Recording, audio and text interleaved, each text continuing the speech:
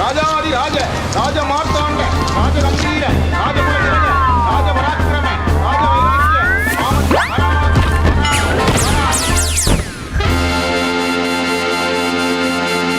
வணக்கம் மக்களே. வழக்கம் போல பரபரப்புக்கும் சுவாரஸ்யத்துக்கும் கொஞ்சமும் பஞ்சம் இல்லாம ஏகப்பட்ட விஷயத்தை உங்களுக்காகவே கொண்டு வந்திருக்கோம். தர்பாரை தொடங்கிடலாமா?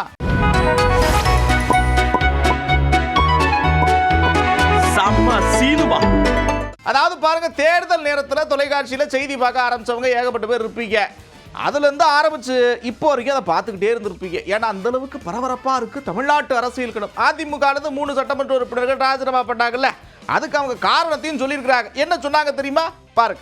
எங்களுடைய நிலைப்பாட்டு என்னவென்றால், ஏற்கனவே எதிர்க்கட்சி சட்டமன்ற உறுப்பினராக கடந்த 2021 மதுராந்த தொகுதி சட்டமன்ற உறுப்பினர் நானும், பெருந்துறை சட்டமன்ற உறுப்பினர் ஜெயக்குமார் அவர்களும், எங்களுக்கு தான் தெரியும் அதோட கஷ்டம். கடந்த 5 வருட காலமாக எந்த ஒரு மக்கள் எங்கள் மீது நம்பிக்கை வைத்து வாக்களித்து வெற்றி பெற வைத்தாங்க. ஆனால் எங்களால் அவருடைய கோரிக்கைகள் நிறைவேற்ற முடியவில்லை. அதிகார அளவிலும் திராவிட முன்னேற்ற கழகம் ஆட்சியில் இருந்தார்கள்.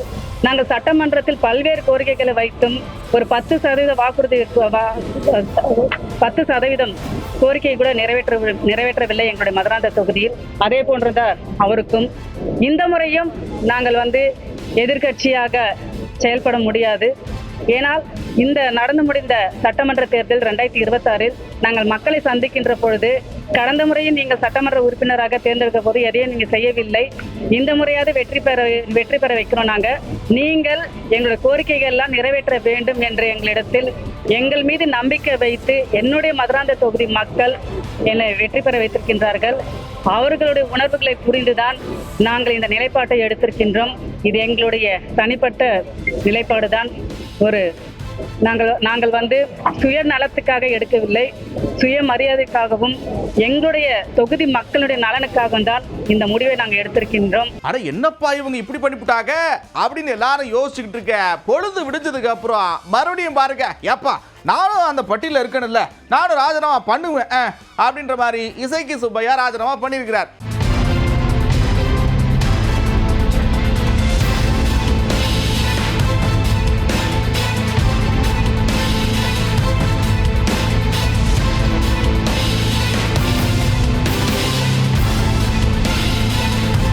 லெட்டர்லாம் கொடுத்து முடிச்சுட்டு அதுக்கப்புறம் அப்படியே வெளியே வந்ததுக்கப்புறம் செய்தியாளர்கள் கேட்குறாங்க, என்ன ஒரு செய்தி சொல்லிட்டு போக எதுக்காக ராஜினாமா பண்ணியிருக்கிறீங்க அப்படின்னு கேட்கவும் அவர் என்ன சொல்கிறாருன்னா, சிறப்பாக ஆட்சி நடத்திட்டு இருக்கிறார் முதலமைச்சர், தொகுதிக்கு நல்லது நடக்கணும், அதுதானே எனக்கு தேவை அப்படின்னு சொல்கிறார்.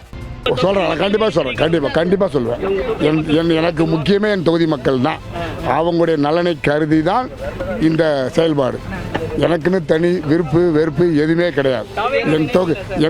அதை தான் சொல்கிறேன், என் தொகுதி மக்களுக்காக நான் இந்த முடிவை எடுத்துக்கிறேன். கடந்த 5 ஆண்டுகள் நான் பட்ட கஷ்டம் என் தொகுதி மக்களுக்கு செய்ய முடியாத காரணத்தினால் நான் சில முடிவுகளை எடுத்திருக்கேன். அது தெளிவாக உங்களுக்கு பதில் சொல்லுவேன். முதல்வர் சந்திக்க எந்த பாவ செய்ய முடியாது, அது தீய செய்ய முடியாது. இன்றைக்கி நன்றாக ஆட்சி செய்திருக்கின்ற தலைவர் சிஎம்ஐ சந்திப்பில் வாய்ப்பு கிடைத்தால் சந்திப்பேன். முதல்ல சந்திக்கட்டும், அப்புறம் பார்ப்போம். அது அது அது யாருக்கு எதோ தெரியும் நாளைக்கு நடக்க போகுதுன்னு. எல்லாம் அது நடக்கும்போது தெரியும். நான் உங்களுக்கு கண்டிப்பாக சந்திப்பேன், உங்களுக்கு பதில் பேசுவேன். இப்படி தலைமைச் செயலகம் கொஞ்சம் கூட பரபரப்புக்கு பஞ்சம் இல்லாமல் போய்கிட்டு இருக்கேன். ராஜினாமா கடிதத்தை கொடுத்ததுக்கு அப்புறம் அமைச்சர்கள்லாம் சந்திச்சு ஒரு அட்டன்ஸை போட்டிருக்கிறார்.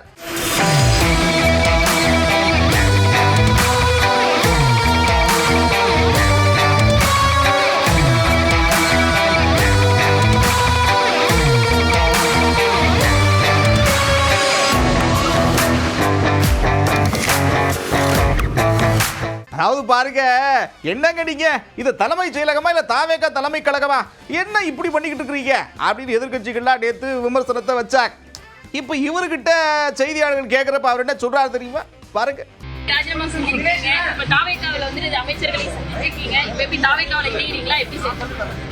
சாவல் போட்டு அண்ணன்லாம் பார்த்துட்டேன், எதையும் கேட்டது கேள்வியா சேர்ந்துக்கு தான் அர்த்தம். இது நான் தெளிவாக ஒரு எல்லாத்தையும் பார்த்துட்டு அவருடைய நோக்கம் என்னன்னா, திமுகவோடு சேர்ந்து ஒரு முதலமைச்சர் ஆகலாம் என்று எடப்பாடி பழனிசாமி கருதியதை உடைத்தெறிந்து விட்டு இப்போது நம்மோடு ராஜினாமா செய்துவிட்டு இணைந்திருக்கிறார். போதுங்களா?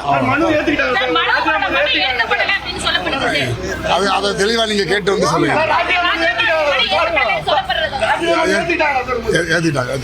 அதிமுக இப்படி குழப்பம் ஒரு பக்கம் உச்சத்துல இருக்க, பரபரப்பு உச்சத்துல தான் இருக்க செய்யுது. இதுக்கு இடையில என்ன நடந்துச்சு அப்படின்னு கேட்டீங்கன்னா, அக்ரி கிருஷ்ணமூர்த்தி சபாநாயகரை சந்திச்சு கோரிக்கை எல்லாம் வச்சிருக்கிறார். கடந்த 13ஆம் தேதி அன்று தமிழக சட்டப்பேரவையில் நடைபெற்ற நம்பிக்கை கோரும் அரசுடைய வாக்கெடுப்பின் மீது அனைத்திந்திய அண்ணா திராவிட முன்னேற்ற கழகத்துடைய சட்டமன்ற உறுப்பினர்கள் எதிர்த்து வாக்களிக்க வேண்டும் என்ற அனைத்திந்திய அண்ணா திராவிட முன்னேற்ற கழகத்துடைய பொதுச் செயலாளர் மாண்புமிகு அண்ணன் எடப்பாடியாருடைய உத்தரவை எதிர்த்து நம்பிக்கை கோரும் தீர்மானத்திற்கு ஆதரவாக வாக்களித்த 25 அனைத்திந்திய அண்ணா திராவிட முன்னேற்ற கழகத்துடைய சட்டமன்ற உறுப்பினர்கள் மீது கட்சி தாவல் தடை சட்டத்தின் கீழ் நடவடிக்கை எடுக்க வேண்டும் என்று மாண்புமிகு பேரவை தலைவர்களிடத்திலே அனைத்திந்திய அண்ணா திராவிட முன்னேற்ற கழகத்துடைய பொதுச் செயலாளர் மாண்புமிகு அண்ணன் எடப்பாடியார் அவர்கள் கடிதம் கொடுத்தார்கள்.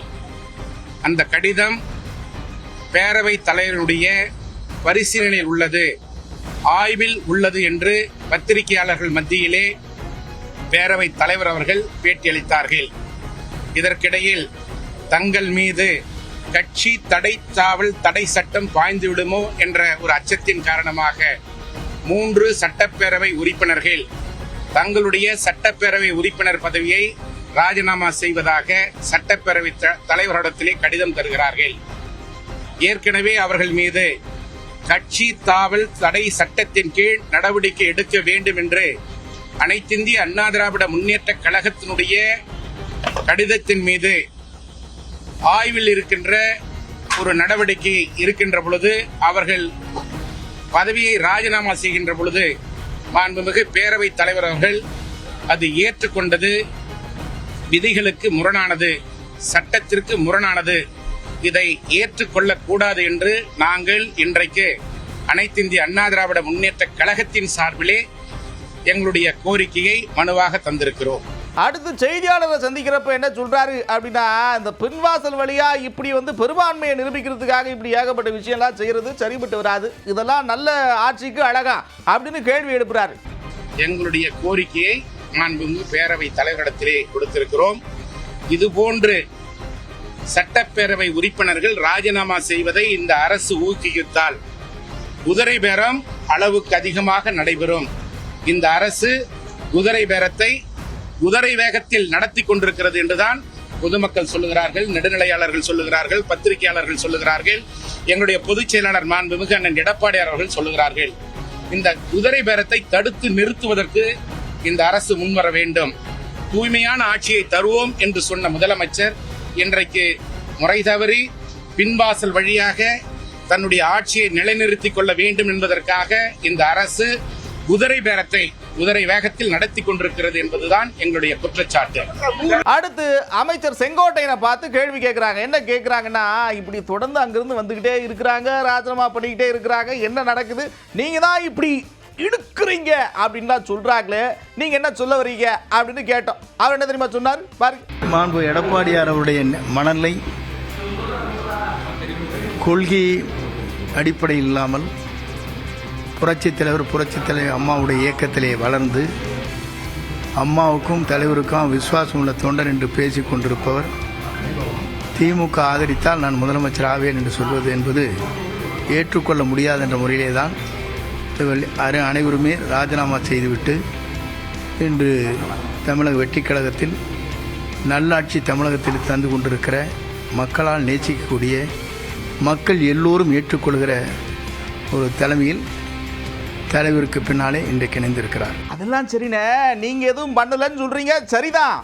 ஆனா அவங்க என்ன சொல்றாங்கன்னா, இதெல்லாம் பிரதிபலன் இல்லாமலாம் நடக்கும், இதுக்கு பின்னாடி குதிரை பேர நடந்திருக்கப்பா, ஏகப்பட்ட பெரிய லெவலில் நடந்திருக்கு அப்படின்னு விமர்சனத்தை வைக்கிறாங்களே, அப்படி எதுவும் நடக்குதா, நீங்க என்ன நினைக்கிறீங்க? குதிரை பேரம் என்று சொன்னால் திமுகவோடு பேசுவதற்கு என்ன பொருள், அது என்ன பேரம், அதற்கு அவர் பதில் சொல்லட்டும் இருவரும், அதற்கு நான் பதில் சொல்லுகிறேன். அடுத்து ஒரு முக்கியமான பாயிண்ட்டுக்கு வராரு. என்ன சொல்றாருன்னா, நான் எப்போ அதிமுக இருந்து வெளியில வந்தனோ அப்பவே ஏகப்பட்ட பேர் வெளியில வந்துட்டாங்க, இப்ப வர்றவங்கெல்லாம் யாரு அப்படின்னா இப்பதான் தங்களை உணர்ந்து சுதந்திரமா முடிவெடுத்துட்டு வராங்க அப்படின்னு சொல்றாரு.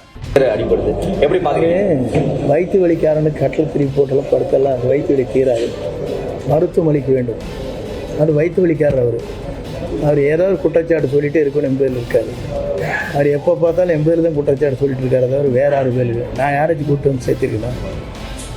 சேர்ந்தவர்கள் என்னிடத்திலே வந்தார்களே தவிர நான் சேர்த்திருக்கேனா? 25 பேர் வருகிற போது நான் வந்திருக்கிறேனா, சென்றிருக்கிறேனா? அதான் வயிற்று வலிக்காரனுக்கு கட்டில் திரி போட்டு படுத்தெல்லாம் வயிற்று வலி தீராது.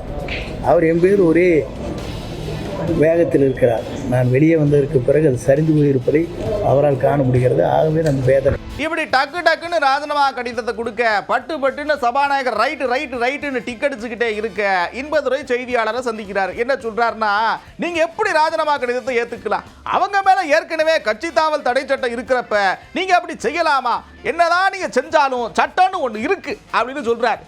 ஒரு கட்சி தாவல் தடை சட்டத்தை இன்வோக் பண்ணணும்னு சொல்லி நாங்க ஒரு புகார் கொடுத்து அது நிலுவையில் இருக்கும்போது சபாநாயகர் அவர்கள் மீது அந்த 3 பேர் மீது உள்ள கொடுத்த ராஜினாமா கடிதத்தை ஏற்கலாமா கூடாதா? அதான் சட்ட பிரச்சனை. ஏற்க முடியாது. ஏன்னா 21ல சட்டமன்ற விதிகள் 21ல எனக்கு அதிகாரம் இருக்குன்னு சொல்றாரு. ஆனா அவர் மைண்டை அப்ளை பண்ணணும் தான் சட்டம் சொல்லுது. நோட்டிபிகேஷன் எத்தனை மணிக்கு? நேற்று நைட்டு நோட்டிபிகேஷன் வந்த பிறகுதான் அவங்க கட்சியை விட்டு அவங்களுடைய ராஜினாமா ஏற்கப்பட்டிருந்தது. நாட் நியர்லி மைக்ல பேசுறது ஆகாது. சட்டமன்ற உறுப்பினர் சட்டசபை பேரவைத் தலைவர் அறிவித்தது ஆகாது. நோட்டிபிகேஷன் வரணும். நோட்டிபிகேஷன் வர்றதுக்கு முன்னால மாடிப்படி ஏறி போய் ஒரு அந்த தாவேக்காவுடைய அமைச்சரை சந்திக்கிறாங்க. அந்த அமைச்சர் அவங்களுக்கு சால்வை அணிவிக்கிறார். அதுவே வரவேற்பு தான். கார்டு கொடுக்குறாங்க. அது வந்து எல்லா வலைதளங்கள்ல வந்துச்சு. அதுக்கப்புறம் இதை எதிர்ப்பு தெரிஞ்ச உடனே தான் ஃபார்மலா இணைத்தவர்கள் அப்புறம் இணைப்புன்னு ஒரு நாடகத்தை 8 மணிக்கு மேல நடத்துறாங்க. ஆனா அப்பவும் நோட்டிபிகேஷன் வரல. அப்ப நோட்டிபிகேஷன் வராம இருக்கும்போது அவர்கள் இன்னொரு கட்சியில போய் சேர்ந்திருக்காங்க. அப்படி தேர்ந்தவர்களுடைய ராஜினாமாவை ஏற்றுக்கொண்டதாக நீங்க அறிவிக்க கூடாது, திரும்ப பெறணுங்க தான் எங்களுடைய மனு. ஏன்னா இது அவர் ஏத்துக்காம இருக்கிறது இது. ஆனா நீதிமன்றம் இருக்கு. அப்போ சட்டப்பேரவை உறுப்பினர் சட்டமன்ற பேரவை தலைவர் என்ன சொல்றாருன்னா அவருக்கு எனாமரஸ் பவர் இருக்குன்ற அதெல்லாம் போயிடுச்சு சார். பாலா சாஹேப் அப்படின்னு ஒரு பட்டேல் அப்படின்னு ஒரு கேஸ் கர்நாடகாவில் வந்துச்சு. அந்த கேஸ்ல பேரவை தலைவருடைய பவர்ஸ் என்னன்னு விளவாரமா சொல்லிட்டாங்க. ஆன்டி டிஃபெக்ஷன் லா இருக்கும்போது ரிசைன் பண்றதுங்கிறது சட்டபூர்வமானது அல்ல, அது அன்கான்ஸ்டிடியூஷனல். அடுத்து பாருங்க, அதாவது நீங்க சொன்ன ராஜினாமா ஏற்புலாம் செல்லாது, சட்டம்னு ஒன்று இருக்கு பார்த்துக்குங்க. ஏற்கனவே நாங்கள் புகார் கொடுத்துருக்கிறப்ப அவங்களை எப்படி நீங்கள் ராஜினாமா செய்வீங்க? இதெல்லாம் திரும்ப பெறணும், இல்லைனா நாங்கள் சட்ட நடவடிக்கை எடுப்போம் அப்படின்னு புகார் மனுவும் கொடுத்துருக்குறாங்க.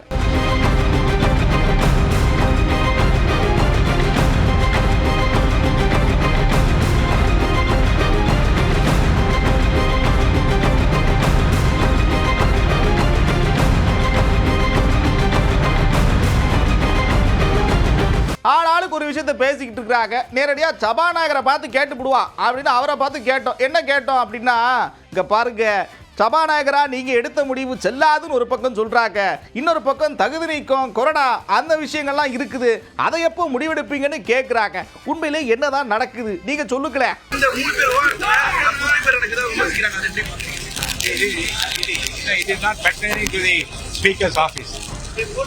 என்னிடம் அளிக்கப்பட்டிருக்கிற ராஜினாமா கடிதம் ஏற்றுக்கொள்ளப்பட்டதா இல்லை என்பதை பற்றி தான் நான் பதில் சொல்ல முடியும். ராஜினாமா கடிதங்கள் ஏற்றுக்கொள்ளப்பட்டிருக்கிறது, அவ்வளவுதான். கொடுக்கணும். வேறு யார் மூலமாவது அனுப்பியிருந்தால் அவர் நம்பகத்தன்மை வாய்ந்தவரா, அவரை அந்த உறுப்பினர் தான் அனுப்பினாரா என்று விசாரித்து நான் முடிவெடுக்கலாம். இங்கே நேரிலே வந்ததால் அந்த பிரச்சனை இடவில்லை. எடப்பாடி பழனிசாமி தரப்பு சில கடிதம் கொடுத்துருக்காங்க, அவங்களுடைய உத்தரவு மீறி வாக்களிச்சிருக்காங்க, நடவடிக்கை ஏற்கனவே சொல்லியிருக்கிறேன். கொடுக்கப்பட்டிருக்கிற அத்தனை கடிதங்கள் மீதும் ஆய்வு செய்து கொண்டிருக்கிறேன். நடவடிக்கை எடுக்கப்பட்டு வருகிறது. என்ன சட்டத்திட்டம்லாம் இருக்குது அப்படின்றத அடுத்தடுத்து காட்சிகளில் நமக்கே தெரிய வரும். அடுத்து ஆதரவு கொடுத்த மார்க்சிஸ்ட் கம்யூனிஸ்ட் கட்சி ஒரு அறிக்கை விட்டுருக்கிறாங்க. என்ன சொல்றாங்க அப்படின்னா, இதெல்லாம் சரியில்லைங்க, நீங்க ஊக்கப்படுத்துறீங்க. அதிமுகலேருந்து அவங்க வர்றதை தாவேக்க ஊக்கப்படுத்துற மாதிரி இருக்கு. அது மட்டும் இல்லாம எந்த பிரதிபலனும் இல்லாம இவங்க வர்றாங்க அப்படின்னா ஏத்துக்கிற மாதிரியா இருக்கு அப்படின்னு கேட்கிறாங்க.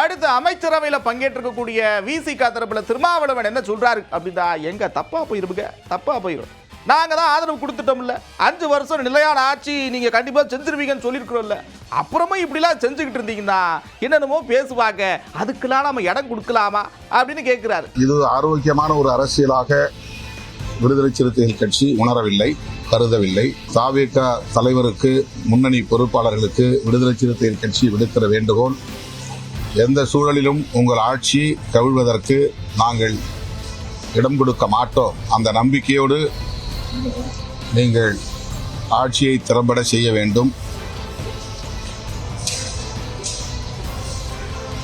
இந்த விமர்சனங்களுக்கு இடம் கொடுக்கும் வகையில் தாவேகா தலைமை செயல்பட கூடாது என்பது எங்கள் விருப்பம். அடுத்து இப்படி காட்சிகள்லாம் பரபரப்பா போய்கிட்டு இருக்க எஸ்பி வேலுமணி தரப்புல இருக்கக்கூடிய சட்டமன்ற உறுப்பினர்கள்லாம் என்னடா இது, நாம ஒரு கணக்கு போட்டோம், இது ஒரு பக்கமா போய்கிட்டு இருக்க, இதுக்கு மேலேயும் தாமதப்படுத்தினா ஆகாது அப்படின்னு வண்டியை மறுபடியும் எடப்பாடி பழனிசாமி வீட்டுக்கு விட்டுருக்கிறாங்க.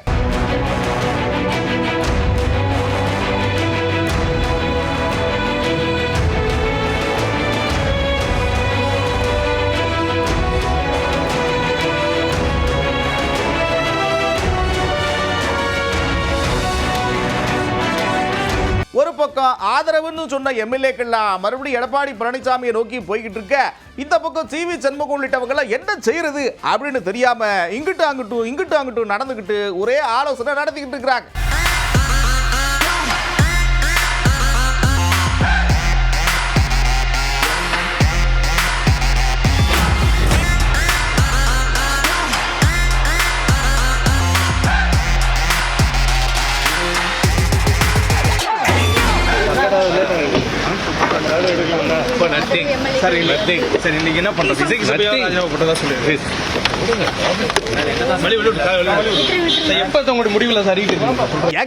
இருக்கிற பரபரப்புல நீங்க இதை மறந்துடாதீங்க. நீங்க அதெல்லாம் இருக்கட்டும், என்ன வாக்குறுதி கொடுத்தீங்க? சிறு குறு விவசாயிகளுக்குலாம் முழு கடன் தள்ளுபடி செய்வோன்னு சொன்னீங்கல்ல, இப்போ என்னடா அதுக்கு ஏகப்பட்ட டேர்ம்ஸ் அண்ட் கண்டிஷன்ஸ்லாம் கொண்டு வந்துட்டு இந்த பகுதி அளவுன்னு எதெல்லாம் சொல்றீங்க, இதெல்லாம் சரியா? சொன்ன மாதிரி முழு கடனை தள்ளுபடி செய்யுங்க அப்படின்னு கேட்கிறாரு சிபிஐ மாநில செயலாளர் வீரபாண்டியன்.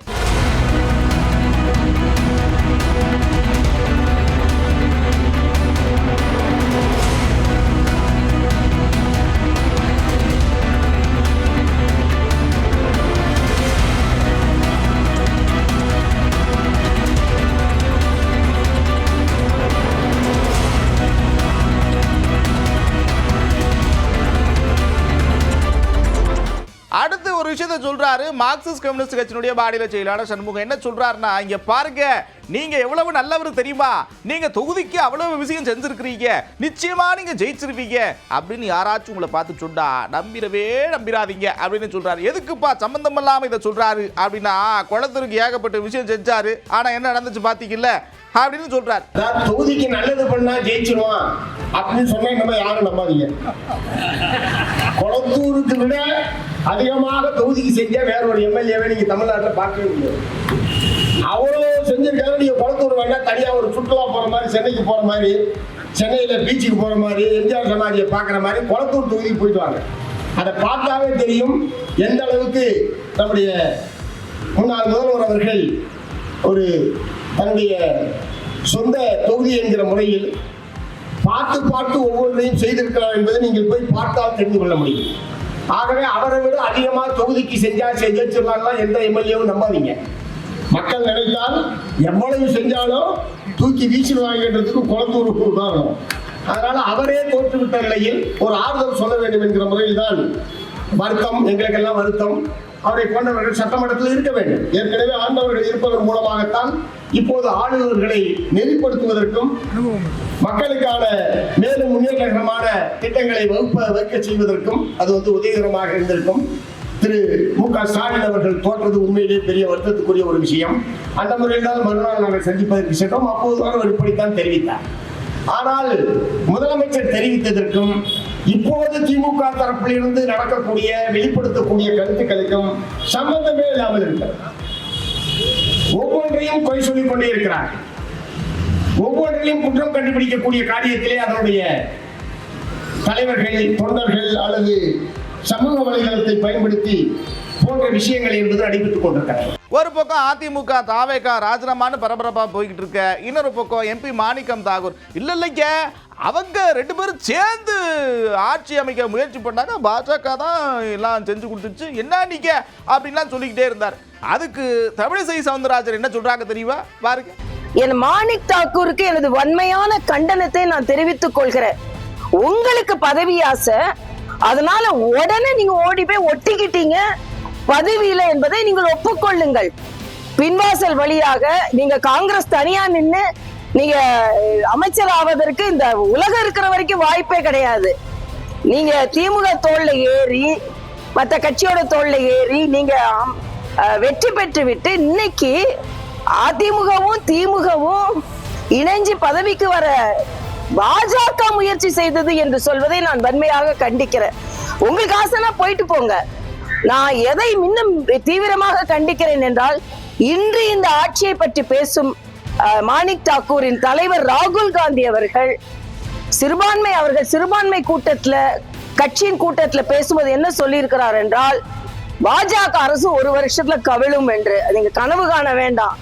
இன்னும் பல ஆண்டுகள் மாத்திரமல்ல, மறுபடியும் மோடி அவர்கள் தான் தேர்ந்தெடுக்கப்படுவார்கள். ஒரு பக்கம் இவங்க இப்படி விமர்சனத்தை வைக்க, அதுக்கு அவர் என்ன தெரியுமா சொல்றாரு? இங்க பாருங்க, என்னதான் இருந்தாலும் நீங்க எங்க அக்கா தான், அப்பாலாம் இங்க தான் இருந்தாரு, ஆனாலும் சூழ்நிலை அப்படி இருக்கு, அதனால நீங்க இப்பெல்லாம் பேசுறீங்க அப்படிங்கிற மாதிரி ஒரு விமர்சனத்தை தட்டி விட்டுருக்கிறாரு. காங்கிரஸ் கட்சியை பொறுத்த மட்டும் உங்க அப்பா இருந்த கட்சி, வந்து என்னைக்கு பதவிக்கால உங்கள் அப்பா எப்படி பதவிக்காக ஆசைப்படலையோ அதே மாதிரி காங்கிரஸ் கட்சி ஒன்றும் பதவிக்காக ஆசைப்படல. என்ன எங்களை பொறுத்த மட்டும் ஆர்எஸ்எஸ் கும்பல், நீங்கள் வழி தவறி போனாதே ஆர்எஸ்எஸ் கும்பல் தமிழ்நாட்டுக்குள்ளே ஆட்சிக்கு வந்துடக்கூடாது. அதிமுகவும் திமுகவும் சேர்ந்து ஆர்எஸ்எஸ் கும்பலுக்கு மறைமுகமாக ஆதரவு தந்து ஆட்சி அமைக்க போகிறாங்க. அதை நிறுத்துறதுக்காக நாங்கள் முயற்சி செஞ்சோம். திரு விஜய் அவர்களுக்காக மக்கள் ஆதரவு தெரிவிச்சிருந்தாங்க. நீங்களும் சொன்னீங்க விஜய்க்கு மிகப்பெரிய ஆதரவு கொடுத்துருக்காங்கன்னு. அவர் முதலமைச்சர் ஆகிறத திரு அமித்ஷா விரும்பலை. அதற்கு திரு உதயநிதி அவர்களும் பழனிசாமி அவர்களும் அதே கொள்கையோடு இருந்தாங்க. உங்களை பொறுத்த மட்டும் நீங்கள் விஜய் அவர்களுடைய ஆதரவாக இருக்கலாம்க்கா. ஆனால் என்ன, உங்கள் தலைவர் அமித்ஷா அவர்கள் அவர் முதலமைச்சர் ஆகிறது விரும்பலை. அதை நாங்கள் உடைச்செறிஞ்சு அவர்கள் முதலமைச்சர் ஆவதற்காக மக்கள் எதற்காக தீர்ப்பளித்தார்களோ அந்த தீர்ப்பை ஆதரித்திருக்கிறோம். அதை தவிர எங்களை ஒன்றும் தப்பு நாங்கள் பண்ணலை. அவரை பொறுத்த மட்டும் கூட்டணிக்கு மதிவு செஞ்சு இதுவரைக்கும் தமிழ்நாட்டில் இல்லாத அரசியலை செய்திருக்கிறார். விசிகா உட்பட முஸ்லீம் லீக்குகளாக இருக்கட்டும், எல்லாம் அனைத்து கட்சிகளும் அமைச்சரவையில் வர வேண்டும் என்று கேட்டார். அவர் கேட்டதனுடைய விளைவாகத்தான் நாங்கள் அமைச்சரவைக்கு போனோமே ஒழிய நாங்கள் அமைச்சரவை கேட்கலாம். இப்படி ஆளாளுக்கு பரபரப்பா ஏகப்பட்ட விஷயம் பேசிக்கிட்டு இருக்கேன்.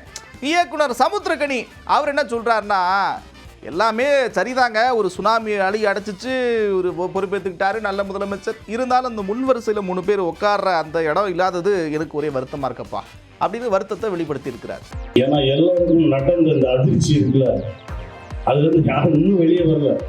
நேரத்தெல்லாம் மதுரையில பேசிக்கிட்டு இருக்கோம், 150 கோடி செலவு பண்ணேன். 150 கோடி எதுக்கு செலவு பண்ண? 1500 கோடி எடுக்கிறதுக்கு செலவு பண்ண ராஜா. 150 கோடி ஒரு கட்சியெல்லாம் காணும், சல்லடை ஆயிடுச்சு. இன்னும் ஆட்சினே தெரியல, யார் எங்க இருக்காங்கன்னு தெரியல. இப்போ அந்த பதவி ஏற்றுக்குள்ள நான் எல்லாரோடும் சேர்ந்து நானும் பாக்குறேன். அந்த முதல் வரிசையில ஒரு 3 பேர் மிஷின், அது எனக்கு ரொம்ப வருத்தமா இருந்தது. ஏன்னா உங்களை வீழ்த்த நினைத்தவர்களையே நீங்க வீடு தேடி போய் கைகுலுக்கி ஒரு பண்பாளரா போல கை போட்டு எல்லோரும் மீதும் அன்பு செலுத்தினவர் நீங்க. அந்த 3 பேரை விட மாட்டீங்க அப்படின்ற ஒரு நம்பிக்கை எனக்கு இன்னும் இருக்கு தலைவா. பல கோடி இளைஞர்கள் உங்களை பின்தொடர்ந்து வந்துருக்காங்க.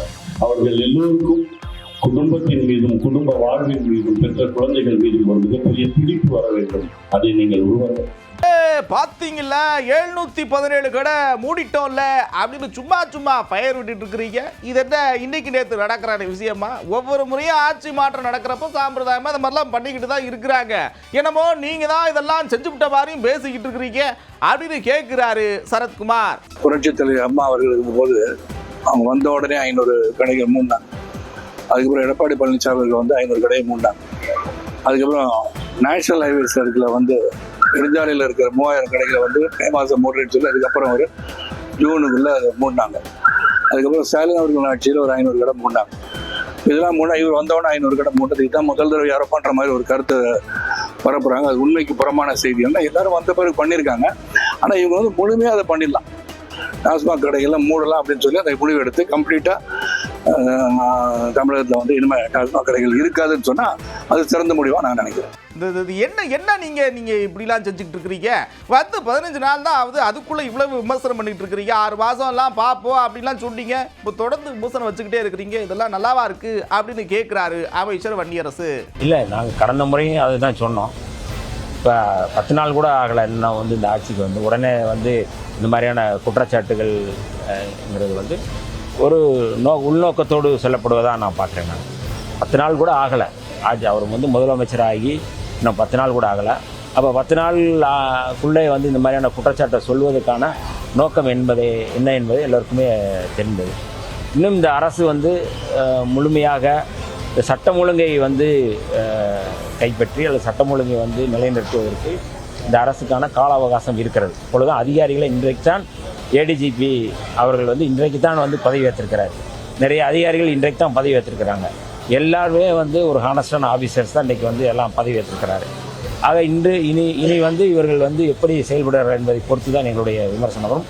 கட்டாயம் தமிழ்நாட்டு மக்களுடைய உணர்வுகளை பிரதிபலிக்கக்கூடிய, தமிழ்நாட்டு மக்களுடைய அந்த எண்ணத்தை வந்து நடைமுறைப்படுத்தக்கூடிய வகையில் தான் இந்த ஆட்சி இருக்கும் என்று நாங்கள் நம்புகின்றோம். விடுதலை சிறுத்தைகளும் அப்படித்தான் நாங்கள் வந்து செயல்படுவோம். அடுத்து பாருங்க, அமைச்சர் ஸ்ரீநாத் இருக்கார்ல, அவர் இந்த காசிமேடு பக்கம் போயிட்டு இருந்திருக்கிறார். அப்போ அவர்கிட்ட கேள்வி கேட்குறாங்க. என்ன கேட்குறாங்கன்னா, மீனவர்களுக்கு தொடர்ந்து இருக்கக்கூடிய பிரச்சனை கச்சத்தீவை எப்படியாச்சும் மீட்டு கொண்டு வந்துடணும் அப்படின்னு, அதுக்கு நீங்கள் என்ன முயற்சியெல்லாம் எடுக்க போறீங்க அப்படின்னு கேட்டாங்க. அதுக்கு அவர் என்ன சொன்னார்னா பாருங்க சார். இதுக்கு முன்பாக இருந்த அரசுகள் பாத்தீங்கன்னா கச்சத்தீவை மீட்போம், நோ கமெண்ட்ஸ், நோ கமெண்ட்ஸ், ஆனா எதுவுமே நிறைவேற்றல. நோ இந்த அரசு என்ன மாதிரியான செயல்பாட்டுல இருக்கு? அத பத்தி இப்போ பேச முடியாது. No comments. அத பத்தி இப்போ பேச முடியாது. No comments. அத பத்தி இப்போ பேச முடியாது. No comments. Thank you.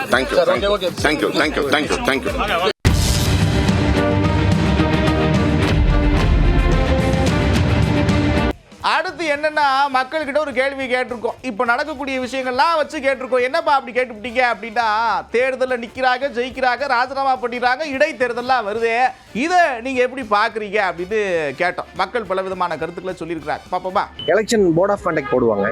இது மூலிமா வியாபாரிகள், வணிகர்கள் இவங்க எல்லாருமே வந்து அந்த பணத்தை கொண்டு வரதுக்கான சிரமங்களை வந்து முன்னிறுத்துவோம். ஒரு நாள் ஃபுல்லா லீவ் போட்டுட்டு வந்து அவங்க நின்று ஓட்டு போடுறாங்க.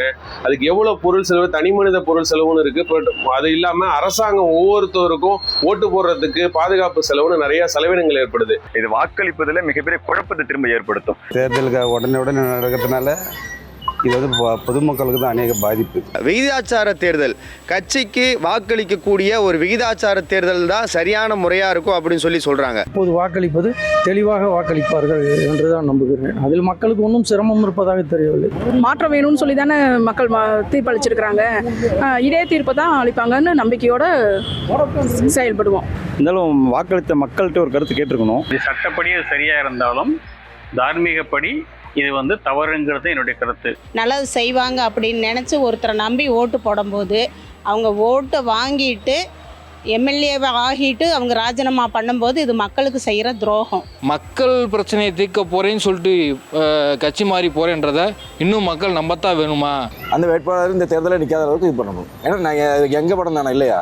குறைந்த நேரத்திலேயே அந்த பதவியை துச்சமென தூக்கி எறிந்து இடைத்தேர்தலுக்கு வழிவகுப்பது என்பது மிக மிக வன்மையாக கண்டிக்கத்தக்கது. அப்படி அந்த எம்எல்ஏ வந்து வேற ஏதோ ஒரு சுயநலத்துக்காக இன்னொரு கட்சியை மாறுதலோ இல்லை அதை ரிசைன் பண்ணுறதோ மிகப்பெரிய ஒரு தப்பான விஷயம். அந்த எந்த கட்சியிலேருந்து அந்த எம்எல்ஏ ராஜினாமா பண்ணிட்டு வராங்களோ அந்த கட்சி சார்பாகவே ஒரு நியமன எம்எல்ஏவாக கொண்டு வர அளவுக்கு தேர்தல் அரசியல் சட்டத்தில் திருத்தம் கொண்டு வரணும். தொகுதி மக்கள் நலனுக்காக தான் செஞ்சேன் அப்படின்னு சொல்றது மக்களை வந்து சுத்தம் முட்டாளாக்குறது. இந்த மாதிரியான நடவடிக்கைகள் அரசியல் கட்சியில் இருக்கக்கூடிய பிரதிநிதிகள் வந்து மேற்கொள்வதை தவிர்க்கணும். காரணம் என்ன அப்படின்னா, மக்களை மறுபடியும் இவங்க முட்டாளாக்குறாங்களோ அப்படிங்கிற ஒரு எண்ணத்தில் தான் நான் பார்க்குறேன். இது வந்து மக்கள் பார்த்துட்டு தான் இருக்கிறாங்க. யார் என்ன பண்ணுறாங்க அப்படிங்கிறது மக்கள் பார்த்தா இருக்கிறாங்க, மக்களுக்கும் தெரியும். அப்புறம் என்ன, ஜாலியாக சிரிச்சுட்டு ரசிட்டு பார்த்துருப்பீங்க. நான் கடைமுறை நேரம் வந்துருச்சு. மறுபடியும் இதே மாதிரி ஒரு தர்பாரில் உங்களை சந்திக்கிறேன். அதுவரை விடைபெறுவது நான் நந்தா. இது 18 தர்பார்.